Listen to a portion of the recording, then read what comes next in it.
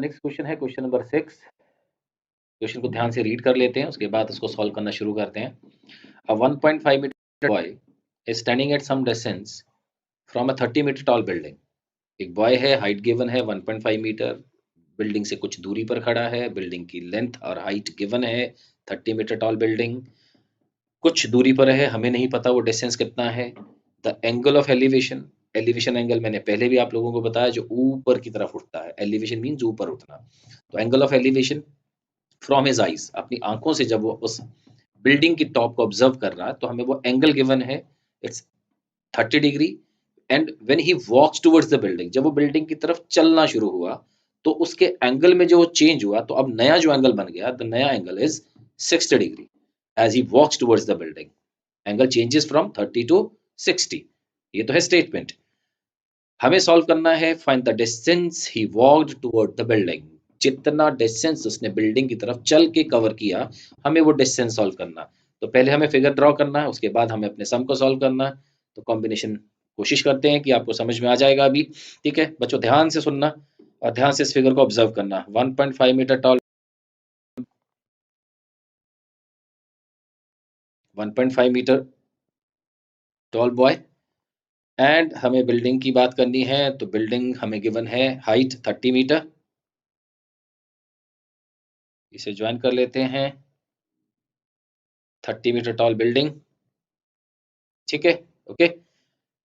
Boy की height, building की height, figure को नेम देना शुरू करते हैं, ए बी सी डी ई।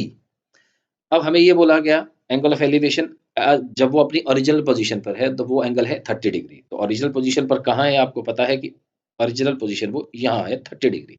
ओके, फिर उसने बिल्डिंग की तरफ थोड़ा चलना शुरू किया। जब वो चलना शुरू हुआ तो एंगल में चेंज हुआ, और वो एंगल चेंज होकर कितना हुआ वो आपने स्टेटमेंट में अभी पढ़ा है। फिर एक बार ध्यान से चेक कर लो, वो एंगल चेंज होने के बाद हमें जो एंगल मिल रहा वो है 60 डिग्री। गुड। तो हमारे सामने फिगर ड्रॉ हो गया, नेम हमने सारे दे दिया, एक नेम और रह गया I think so, A B C D E and F. Okay, हमें जो सॉल्व करना उस पर भी ध्यान दीजिएगा कि हमें सॉल्व क्या करना है। हमें सॉल्व करना है the distance he walked, the distance he covered towards building. वो डिस्टेंस कितना है वो आपको फिगर में पता लग रहा है कि वो उसने डिस्टेंस कवर किया है AF। तो हमें AF सॉल्व करना है। तो AF सॉल्व करने से पहले हमें करना क्या होगा, हमें वो दो ट्रायंगल्स, जो दो राइट एंगल ट्रायंगल्स हमें यहाँ नजर आ गए हैं, उनमें से उनके बेस उनके डिस्टेंस को, हमें बेस डिस्टेंस को सॉल्व करना है पहले। तो मैं पहले आपको ट्रायंगल का नाम बता देता हूँ कि कौन से ट्रायंगल की हम बात करेंगे। Triangle AED।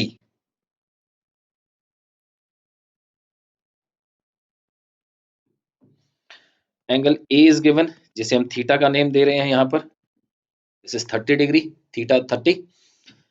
इसमें अब आपको चेक ये करना है कि जो बिल्डिंग की टोटल हाइट गिवन है वो आपके पास है 30। उसमें से अगर मैं ये डिस्टेंस 1.5 सब्ट्रैक्ट कर दूं तो आपको ये पता लग गया कि AD कितना होगा। ठीक है, ये भी लिख लेते हैं, कितना था, DE is equal to, yes, DE is equal to CE minus DC। और CE आपके पास 30 और DC जो है वो किसके इक्वल है आपके पास, जो DC है वो AB के इक्वल है, और AB क्या है 1.5। तो 30 माइनस 1.5 इज 28.5। So simple. तो हमें जो हाइट मिल गई, बाकी बची हुई हाइट DE वो है 28.5। अब हम जब ट्रायंगल की बात कर रहे हैं ADE ट्रायंगल, तो इसमें आप कॉन्सेप्ट चेक करो कि आपको कौन सी साइड गिवन मिल गई, कौन सी सॉल्व करनी है, वो कॉम्बिनेशन आपको किस एंगल्स किस रेशियो से मिल रहा है। तो वो रेशियो हमें मिल गई यहाँ tan थीटा। ओके, तो tan theta is opposite upon adjacent side. तो ऑपोजिट अपॉन एडजेसेंट। ओके, तो ऑपोजिट थीटा के ऑपोजिट वाली साइड की अगर हम बात करें तो वो कौन सी है, DE। एडजेसेंट साइड की अगर हम बात करें तो वो क्या है, AD।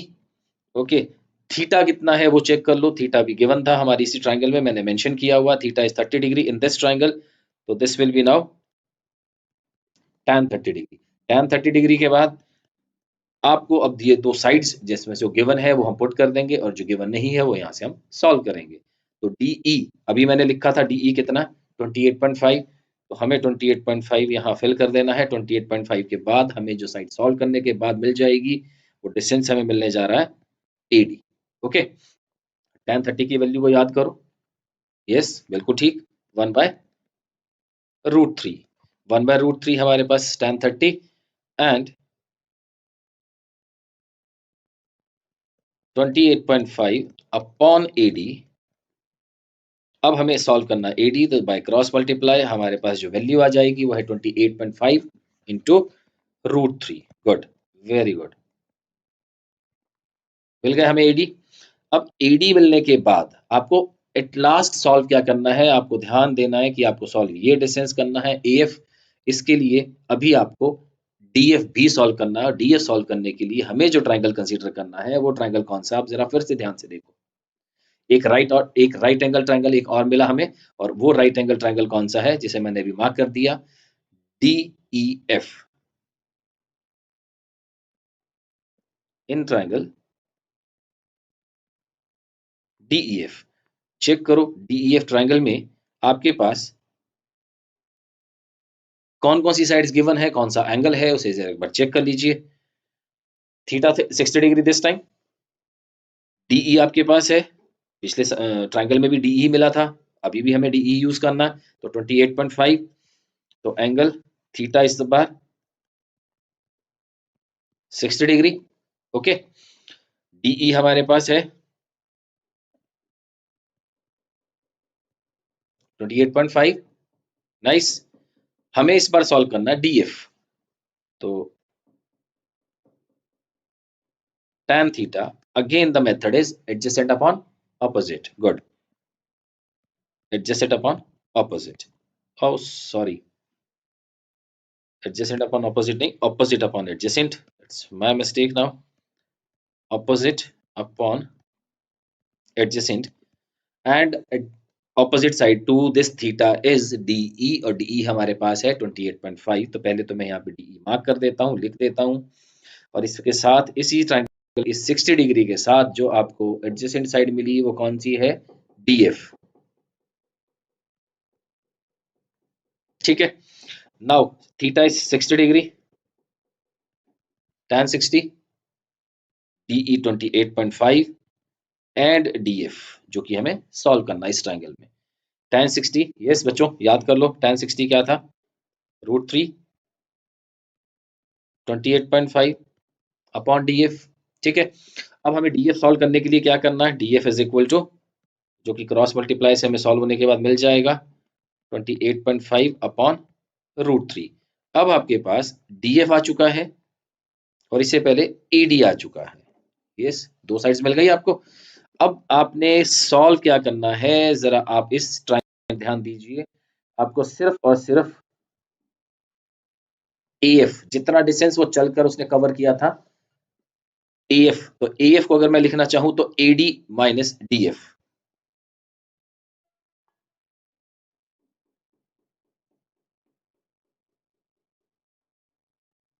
Now AD minus DF, आप चेक करो AD माइनस DF आपको क्या मिला, AF के इक्वल, जो कि डिस्टेंस हमें सॉल्व करना है। ठीक है, ये डिस्टेंस आपको सॉल्व करना है।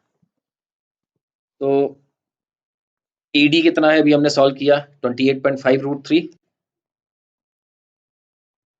28.5 √3 minus 28.5 upon √3, this is AF।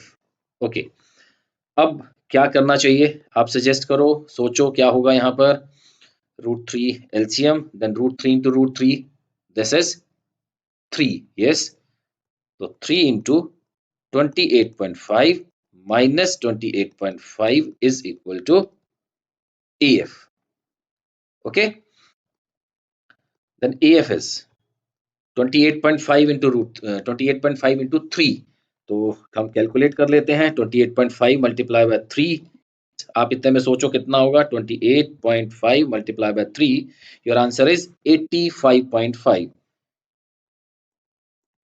85.5 minus 28.5 upon √3, now 85.5 minus 28.5, 28.5 your answer is now 57 upon √3.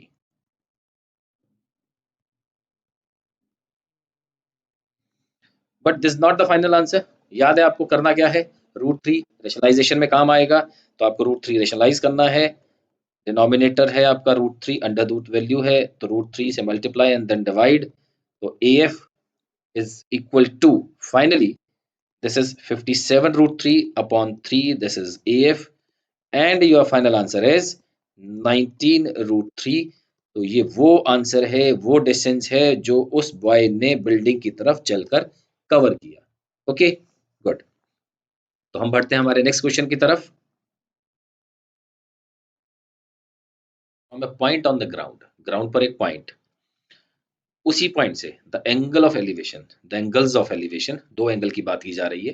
The angles of elevation of the bottom and the top of a transmission tower fixed at the top of a 20 metre high building. जो tower है building के top पर fix किया गया है और building की height हमें गिवन है 20 मीटर. ओके, तो यहाँ तक की इन्फॉर्मेशन आइडिया हुआ कि बिल्डिंग की हाइट गिवन है. तो हम पहले तो एक अपना पॉइंट मार्क कर लेते हैं जो ग्राउंड लेवल पर है. ग्राउंड लेवल से कुछ दूरी पर एक बिल्डिंग, ये आपके लिए बिल्डिंग. ओके, बिल्डिंग मिल गई. बिल्डिंग के टॉप पर यहां तक हमारी लिए बिल्डिंग, और बिल्डिंग की हाइट आपको गिवन है 20 मीटर. बिल्डिंग के टॉप पर एक टावर फिक्स किया है हमारे लिए, ऑब्जर्व करना है और हमें उस टावर की हाइट फाइंड करनी है. ऐसा ही है कुछ. और जो एंगल्स ऑफ एलिवेशन, दो एंगल की जो बात की गई है वो क्या है, हमें कहां से ड्रॉ करने हैं, आप उसे जरा फिर से चेक करो. ग्राउंड लेवल पर जो पॉइंट है उस पॉइंट से बिल्डिंग के angle of elevation of the bottom and the top of the transmission tower, transmission tower के बॉटम तक एंड इसके टॉप तक, दो एंगल्स हमें दिए गए हैं. तो पहला एंगल है 45 डिग्री, तो हम सिर्फ पहले एंगल के साथ, अपनी पहली फिगर के साथ सम को सॉल्व करते हैं और सॉल्व करने की कोशिश करते हैं, उस कॉम्बिनेशन को समझने की कोशिश करते हैं कि वो कॉम्बिनेशन क्या कहा गया है और हमें क्या इंफॉर्मेशन दे रहा है. तो पहले मैं पहली राइट ट्राइंगल को मैंने नेम दिया है ABC. इस ABC छोटे से ट्राइंगल में, इस छोटे से राइट एंगल ट्राइंगल में जिसमें एंगल B हमारे पास 90 डिग्री है, हम यहाँ ये समझ लेते हैं कि हमें गिवन क्या है और हमें सॉल्व क्या करना है. गिवन पार्ट इज बिल्डिंग की हाइट जो कि इस थीटा के ऑपोजिट है, जिसे मैं परपेंडिकुलर कह सकता हूं. हम हर सम में यही बात कर रहे हैं, अब तक आपको याद होना शुरू हो गया होगा. थीटा के ऑपोजिट परपेंडिकुलर, या जिसे हम ऑपोजिट साइड बोलते हैं. ओके, तो हमें अपना सम शुरू करने से पहले मेंशन करना है कि हम किस ट्रायंगल की हम बात कर रहे हैं, कौन सा राइट ट्रायंगल हमें यूज कर लेना. तो triangle ABC,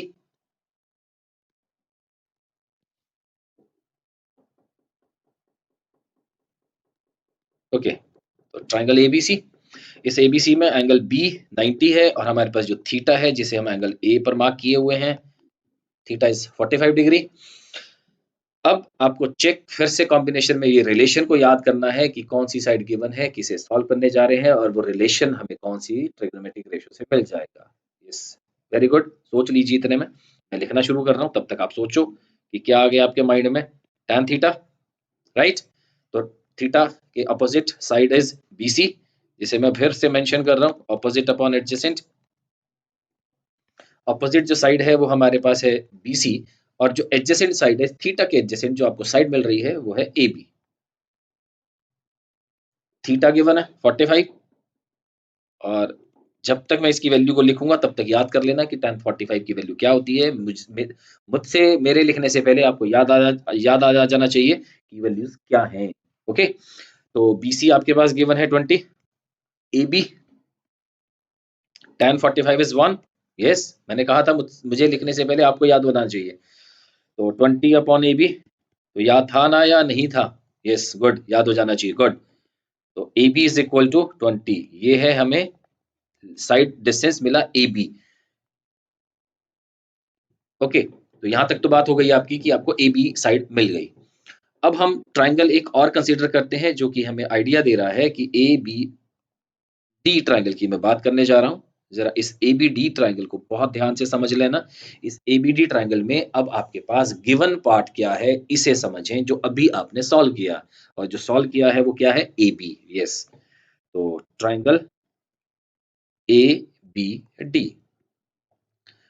again theta is sorry, theta इस बार चेंज हुआ ना, थीटा कितना है उसे ध्यान से चेक करो। उसने बोला था जब टॉप, टावर के टॉप तक हमारा जो एंगल बन रहा, वो एंगल हमें गिवन है, and this angle is 60 degree. Good, तो 60 डिग्री के साथ हमें एंगल्स वैल्यूज याद आ जानी चाहिए। अभी अभी देखना है कि किस रेशियो पर जाकर ये वैल्यू सेटिस्फाई करती है, किस रेशियो में 60 डिग्री की हमें वैल्यू को याद करना पड़ेगा। ओके, तो थीटा 60 मैंने मार्क कर दिया। अब आपको जो हाइट, आई मीन थीटा के ऑपोजिट जो साइड है उसे एक बार चेक करो कि वो साइड कौन सी है। तो मैं मार्क कर रहा हूँ, ध्यान से देखना, मार्क हो गई BD, बिल्कुल ठीक है। और जिस बेस की अगर हम बात करें, जिस एडजेसेंट साइड की हम बात करें थीटा के साथ, वो है AB। तो हमारे पास tan 60 की बात की जाती है, मैं डायरेक्ट लिख रहा हूँ क्योंकि एक बार मैंने सॉल्व कर दिया इसमें, इतना अब आपको याद होने लगा है। tan 60 I mean tan theta, फिर से याद का था, ऑपोजिट अपॉन एडजेसेंट, और ऑपोजिट इस बार क्या है, BD, और एडजेसेंट क्या है, AB। गुड, और tan 60 की वैल्यू मैं लिखूंगा, याद आ जाना चाहिए इससे पहले, √3। ओके, तो BD कितना है हमें नहीं पता है, जिसमें से हम BD को ऐसे लिख सकते हैं कि 20, और इसको मैंने, इस टावर की हाइट को मैंने H एज्यूम किया। तो अब आप चेक करो कि ये जो BD है ये 20 + H हुआ, बिल्कुल ठीक, ये हुआ 20 + H। और AB अभी आपने सॉल्व किया, मैंने नहीं किया, आपने किया, और वो कितना था, 20। ओके ना, ठीक है, तो बाय क्रॉस मल्टीप्लाई 20 √3, 20 + H, हमें H सॉल्व करना है, टावर की हाइट हमें चाहिए, क्वेश्चन यही था, आप ध्यान से पढ़ सकते हैं क्वेश्चन को, क्या था आप चेक करो एक बार, find the height of the tower, यही था। तो हमें H सॉल्व करना, जिसे मैंने H एज्यूम किया हुआ, तो 20 √3 and -20, this is equal to H, solve कर देना। तो √3 की वैल्यू याद आ जानी चाहिए अब तक, तो 1.73 -20 इज इक्वल टू H। अब बात आ गई, ये मल्टीप्लाई करना है, 20 × 1.73, हम फिर से अपना कैलकुलेटर यूज करते हैं, और वो वैल्यूज आपके पास 20 × 1.73, this is 34.6, 34.6 -20 is equal to H। अब इसके लिए तो कैलकुलेटर नहीं चाहिए ना हमें, तो 14.6 is the height of this tower. Okay, this is your final answer.